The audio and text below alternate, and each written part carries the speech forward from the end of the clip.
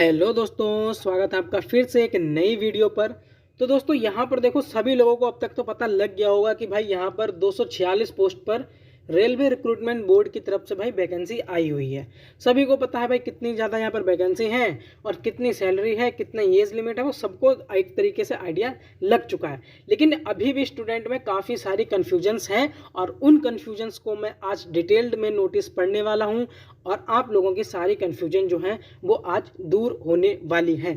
तो दोस्तों वीडियो को एंड तक जरूर देखना ताकि आपकी सारी कन्फ्यूजन्स जो हैं वो दूर हो जाए। तो भाई देखो, सबसे पहले तो क्या यहाँ पर लिखा है कि आपको अप्लाई करने से पहले सबसे पहले एक जो नोटिस आपको दिया है भाई, इसको बहुत अच्छे से पढ़ लेना, उसके बाद ही आप जो है इसमें अप्लाई करना। ठीक है, ये यहाँ पर सबसे पहली बात ये हो गई।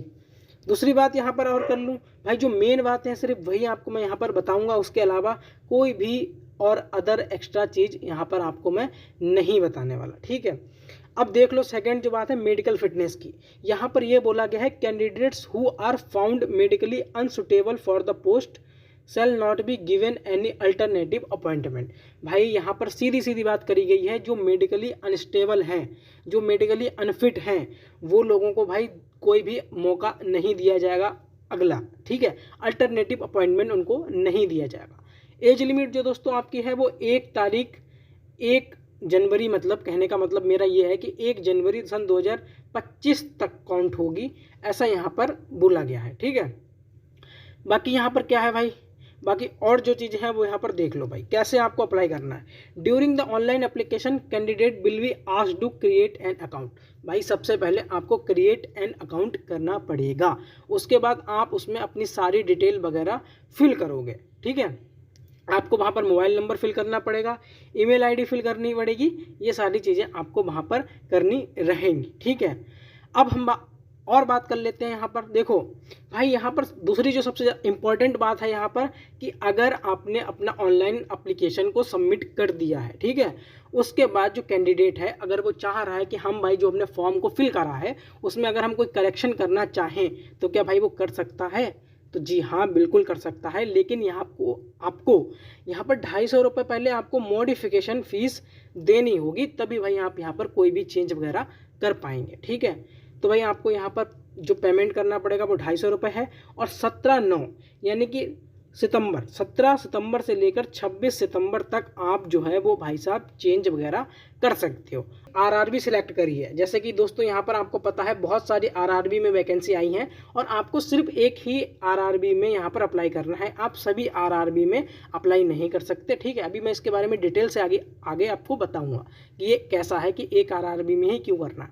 लेकिन यहाँ पर देखो सीधी सीधी यहाँ पर बात बोल दी है, अगर आपने भाई एक आरआरबी को सिलेक्ट कर लिया है, आप उसके अलावा फिर दूसरी आरआरबी में अप्लाई नहीं कर पाओगे, बाकी सब कुछ आप चेंज वगैरह कर सकते हो। अब और भाई यहाँ पर क्या इंपॉर्टेंट चीज़ें हैं, तो भाई सबसे पहले यहाँ पर देख लो भाई साहब कि आपका जो है एग्ज़ाम वो होगा CBT, यानी कि कंप्यूटर बेस्ड टेस्ट ऑनलाइन होगा भाई। आपका कोई भी OMR शीट वगैरह पे नहीं होगा, सीधे सीधे भाई CBT है, यानी कि कंप्यूटर बेस्ड टेस्ट होगा। ठीक है, अब भाई यहाँ पर नेगेटिव मार्किंग देख लो कितने की है, 1/3 की दोस्तों यहाँ पर नेगेटिव मार्किंग आपकी रहने वाली है।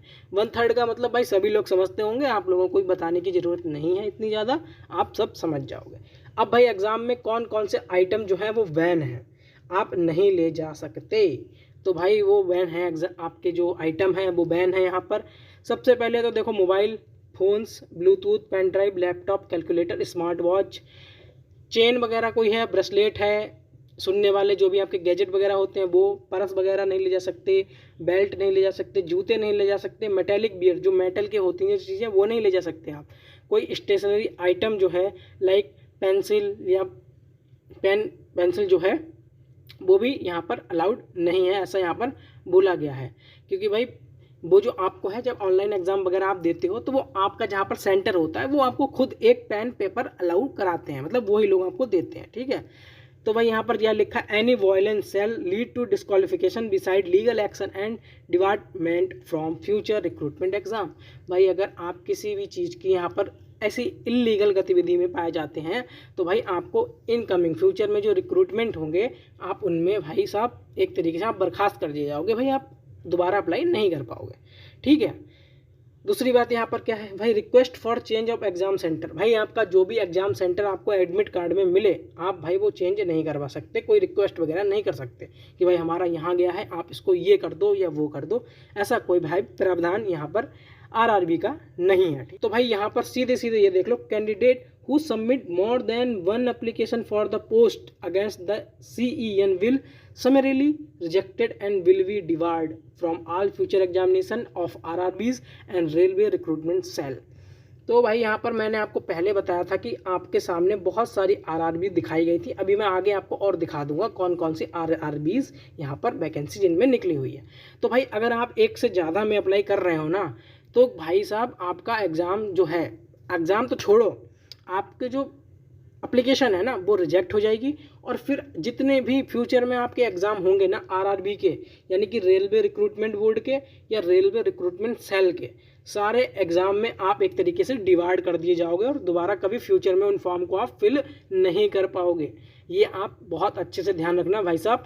कोई भी यहाँ पर दो दो आरआरबी में फॉर्म मत फिल करना, सिर्फ एक आरआरबी में ही फॉर्म को फिल करना है। ये बात आप कान खोल के सुन लो। Signature of the candidate on all the documents should be uniform and identical. Signature must be running handwriting and not in block, capital और disjoint letter। तो भाई इनका सीधा सीधा कहने का मतलब है कि भाई साहब जो भी यहाँ पर स्टूडेंट है यानी जो भी कैंडिडेट है उसको सिग्नेचर तो देखो भाई करने ही होंगे, और सिग्नेचर जो है वो रनिंग हैंड राइटिंग में होने चाहिए। जैसा दोस्तों मेरे सिग्नेचर हैं तो वो ऐसे होने चाहिए, ठीक है, इस तरीके से रनिंग हैंड राइटिंग में होने चाहिए। तो दोस्तों आप ब्लॉक को ऐसे समझ सकते हो जैसे ये हो गए ब्लॉक्स, ठीक।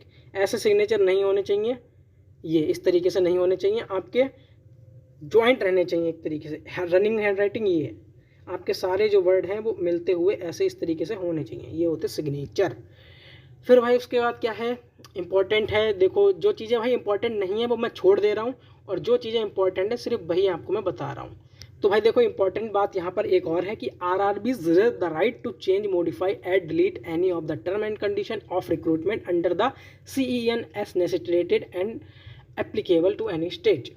तो भाई यहाँ पर सीधा सीधा है कि आरआरबी यानी रेलवे रिक्रूटमेंट बोर्ड के पास ये राइट्स हैं कि वो भाई साहब इस रिक्रूटमेंट का जो नोटिस है ना, इसमें कोई भी चेंज कभी भी कर सकता है, या तो चेंज कर सकता है या मॉडिफाई कर दे सकता है या ऐड कर सकता है कुछ चीज़ों को, या तो डिलीट कर सकता है। ये टोटल जो राइट्स हैं वो भाई यहाँ पर रेलवे रिक्रूटमेंट बोर्ड के रहने वाले हैं, ठीक है।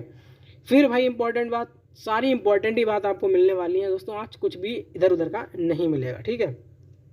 फिर भाई देख लो कि हेल्पलाइन नंबर, देखो हेल्पलाइन नंबर जो है वो है ये रहे आपके 10 बजे से लेकर, आप मॉर्निंग के 10 बजे से लेकर शाम के 5 बजे तक, आप ऑल वर्किंग डेज में, यानी वर्किंग डेज यानी संडे को छोड़ के, आप यहाँ पर कॉलिंग दी है, मेल दी है, कोई भी दिक्कत लगे आप इस नंबर पर कॉल कर सकते हैं या आप मेल कर सकते हो।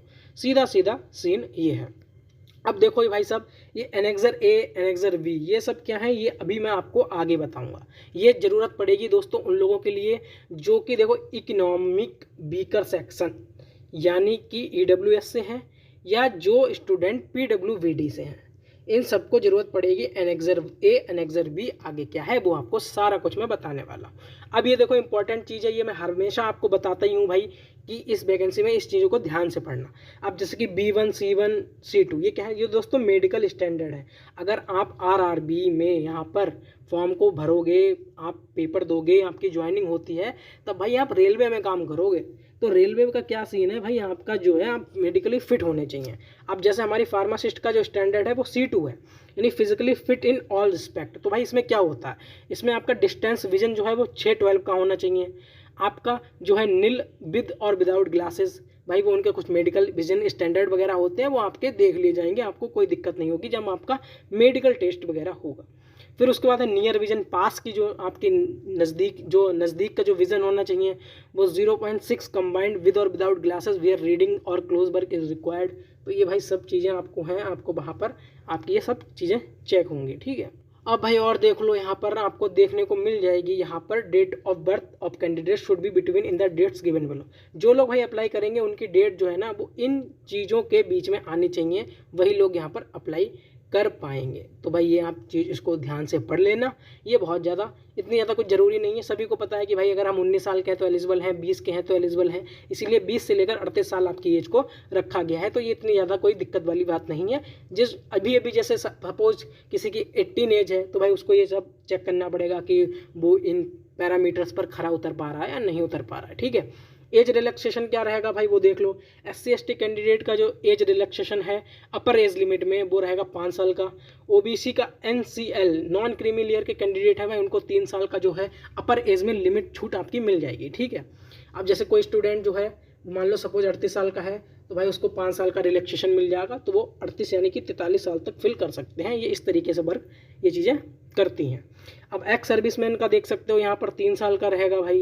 एक्स सर्विसमैन अगर EWS का अनरिजर्व कैटेगरी का तो उसका 3 साल का, OBC या नॉन क्रीमी लेयर का है तो उसे 6 साल का, SC/ST का एक्स सर्विसमैन है तो भाई उसे 8 साल का रिलैक्सेशन मिल जाएगा। यहाँ पर जो पर्सन जो है डिसेबिलिटीज़ हैं जिनके पास भाई जो मतलब दिव्यांग लोग हैं उनका भी देख लो। अगर अनरिजर्व या EWS है तो उसे 10 साल का, PW या OBC या NCL यानी नॉन क्रीमी लेयर से उसे 13 साल का, SC/ST का अगर PWBD है तो भाई उसका 15 साल। बाकी आप देख लो candidate who are serving group C, group D, railway staff minimum 3 year, भाई उनको 40, 43 या 45 साल का ये एज वगैरह ये सीन रहने वाला है। तो हम ज़्यादा इनकी बात नहीं करते हैं, जितने हमारे काम की थी वो बातें दोस्तों हम यहाँ पर कर चुके हैं। हम भरोगे तो भाई पेमेंट भी करोगे ना, फ्री में तो भाई कोई भी वैकेंसी नहीं आती, इतना आप मान के चल लो।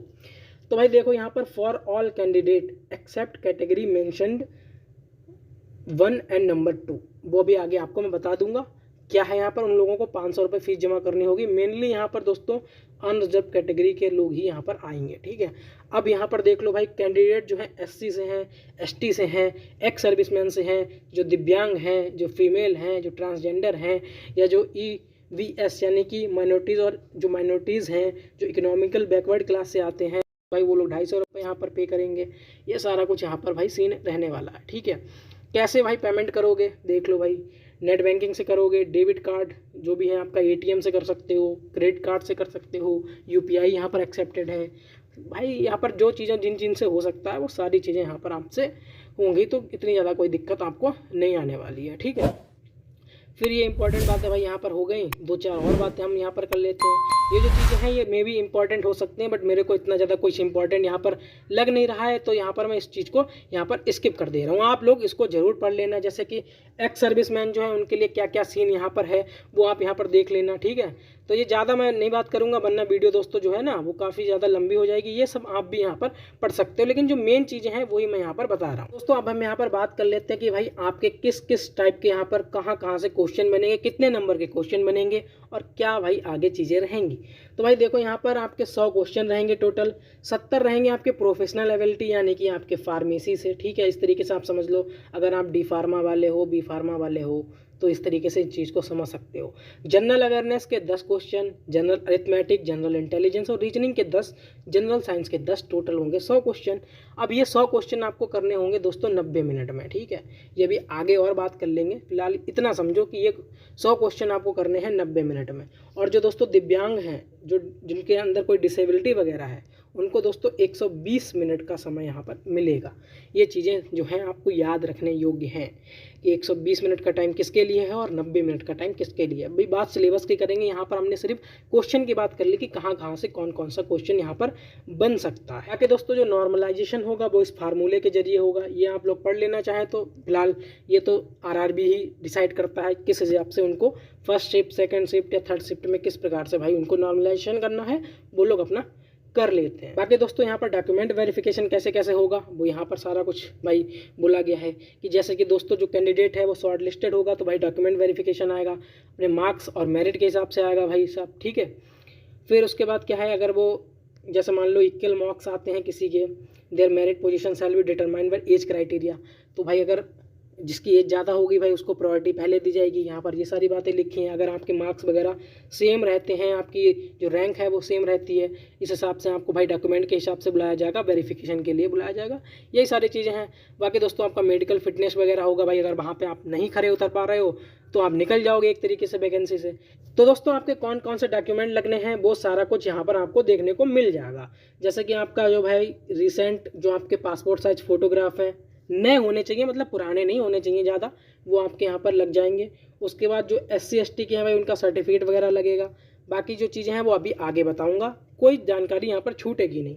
जैसे कि दोस्तों मैंने आपको बताया था कि बहुत सारी RRBs में वैकेंसी है, जैसे कि देखो अहमदाबाद, अजमेर, बेंगलुरु, भोपाल, भुवनेश्वर, बिलासपुर, चंडीगढ़, चेन्नई, गोरखपुर, गुवाहाटी, ये सारा कुछ आप पढ़ लोगे। इन्हीं में आपकी वैकेंसी आई है, और ध्यान से किसी एक ही RRB में फॉर्म को भर देना, वरना अपकमिंग कभी भाई अगर आपने 2-3 भर दी तो आपके डॉक्यूमेंट तो भाई पहुंच ही जाएंगे RRB के पास, और फ्यूचर में कभी आप लोग यहाँ पर अप्लाई नहीं कर पाओगे। ठीक है, तो इस चीज़ को ध्यान दे के रखना है आप लोगों को। ठीक है, जनरल गाइडलाइंस हैं, आप पढ़ लेना भाई गाइडलाइंस को, क्या क्या यहाँ पर गाइडलाइंस हैं। ठीक है, ये सब आप देख लेना। कैसे आपका फॉर्म रिजेक्ट हो जाएगा आपको मैंने बताया है भाई, एक में ही आपको अप्लाई करना है, सब में मत कर देना। ओरिजिनल डॉक्यूमेंट ही यहाँ पर आपको अपलोड करने हैं, मतलब कि आप उनको स्कैन करके चीज़ों को अपलोड कर देना। ठीक है, अब हम यहाँ पर बात कर लेते हैं कि भाई देखो यहाँ पर कैसे कैसे डिसेबिलिटीज़ में क्या क्या आता है। जैसे विजुअली इम्पेयर्ड हो आप, ब्लाइंड हो, लो विज़न है आपका, सुनने में कोई दिक्कत है, ये सब चीज़ें आप यहाँ पर देख सकते हो कि कैसे कैसे भाई डिसेबिलिटीज़ को क्या क्या क्राइटेरिया उनका यहाँ पर दिया गया है, ये सब आप यहाँ से पढ़ लेना। ठीक है, अब हम और बात कर लेते हैं कि भाई यहाँ पर जो देखो कौन कौन लोग यहाँ पर एलिजिबल है। जैसे कि यहाँ पर हम बात कर लेते हैं, हमने आपको कल भी बताया था कि यहाँ पर फार्मासिस्ट की जो लोग हैं, यहाँ पर आप देख सकते हो ये रही हमारी फार्मासिस्ट की पोस्ट। यहाँ पर बैचलर के और डिप्लोमा के यहाँ पर स्टूडेंट एलिजिबल हैं, बस शर्त ये है कि आप रजिस्टर्ड फार्मासिस्ट होने चाहिए। ऑल इंडिया के स्टूडेंट जो हैं वो यहाँ पर अप्लाई कर सकते हैं, कोई भी एक्सपीरियंस नहीं मांगा गया है, कुछ भी नहीं मांगा गया है, ये आपको मैंने कल भी बताया था। ठीक है, अब यहाँ पर RRB वाइज रेलवे जो वैकेंसी हैं जो कितने कितने उसमें बटी हुई हैं वो आप देख लो। जैसे कि RRB अहमदाबाद में दोस्तों फार्मेसी की आपको फार्मासिस्ट की यहाँ पर टोटल 18 वैकेंसी दिख जाएंगी। वहीं आपको RRB प्रयागराज में 5 दिख जाएंगी। तो आप इनको एक एक करके देखना और फिर अपने दिमाग से काम लेना कि भाई आपको कहाँ पर और कौन कौन सी RRB में मतलब कौन सी RRB में फॉर्म को फिल करना है। एक में ही करना है, सब में मत कर देना, वरना फिर आगे दिक्कत हो जाएगी। अब जैसे कि यहाँ पर आपको पता है कि भाई कोलकाता में भी मेरे ख्याल से कुछ ज़्यादा ही हैं यहाँ पर फार्मासिस्ट में, मुंबई में है। अब मुंबई में देख लो भाई, यहाँ पर फार्मासिस्ट की मुझे लगता है लगभग 23 है। देखो फार्मासिस्ट की यहाँ पर 23 हैं यहाँ पर दे रखी हैं। तो ये इनको आप अपने ध्यान से देख के भरना, कोई जल्दबाजी मत करना। अभी तो फिलहाल फॉर्म नहीं आए हैं, 17 तक आ जाएंगे, उस हिसाब से आप चीज़ों को ध्यान रखना। अब सिलेबस देख लो भाई, सबसे इंपॉर्टेंट चीज़ जो है वो सिलेबस है।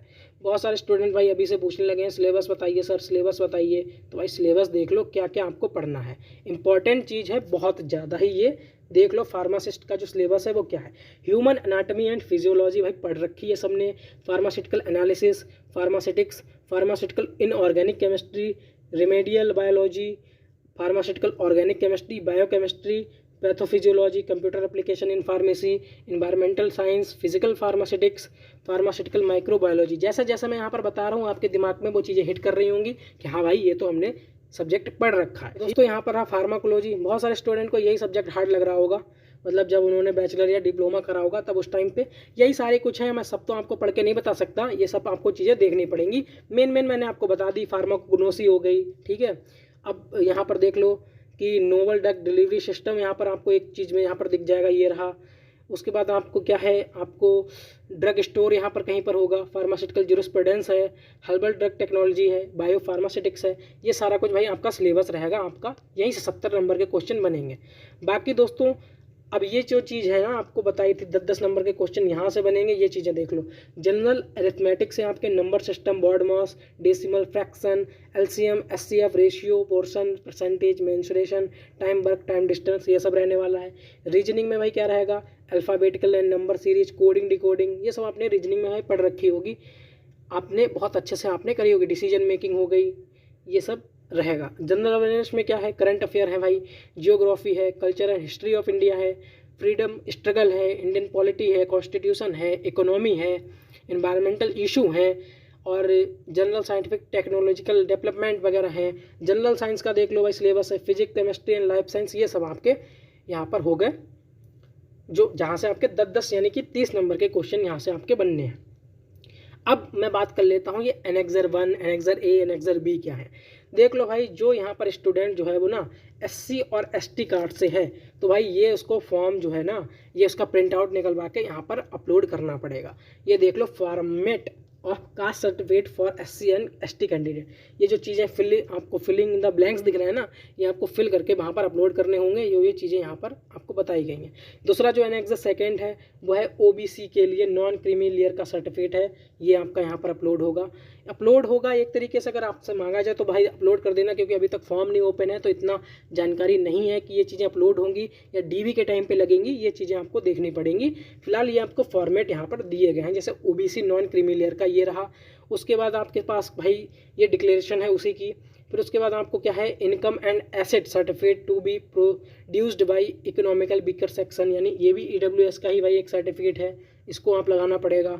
उसके बाद ये उसका क्या है, डिक्लेरेशन वगैरह है। हाँ, ये सर्टिफिकेट है डिसेबिलिटी का, भाई जिनके अंदर कोई डिसेबिलिटी है उनका ये रहेगा सर्टिफिकेट, ये आपको लगाना पड़ेगा। ये भी डिसेबिलिटी का ही है, ये भी उसी का है दोस्तों। और जो लास्ट है वो है डिक्लेरेशन है आपका एक्स सर्विसमैन कैंडिडेट के लिए। तो जो दोस्तों एक्स सर्विसमैन है ना, जिन्होंने जॉब वगैरह पहले कर रखी है मेडिकल वगैरह फील्ड में, उन लोगों को ये अपना जो है वो फॉर्म इसको निकलवा के अपलोड करना होगा, या तो भाई DV के टाइम पे लगेगा। ये सारी चीज़ें हो गई। तो उम्मीद करता हूँ दोस्तों आपकी जितनी भी यहाँ पर कन्फ्यूजन थी वो सारी सॉर्ट आउट हो गई होंगी। अगर फिर भी कोई कन्फ्यूजन रह गई है तो भाई WhatsApp नंबर आपको दे रखा है, उस पर कॉन्टैक्ट करो, टेलीग्राम चैनल पर पूछो, इंस्टाग्राम पर पूछो, या तो यूट्यूब वीडियो के कमेंट बॉक्स में कमेंट में कर दो, वहाँ पर आपको रिप्लाई दे दिया जाएगा। तो दोस्तों मिलते हैं आपसे नेक्स्ट वीडियो में, तब तक के लिए अपना ध्यान रखें, सुरक्षित रहें।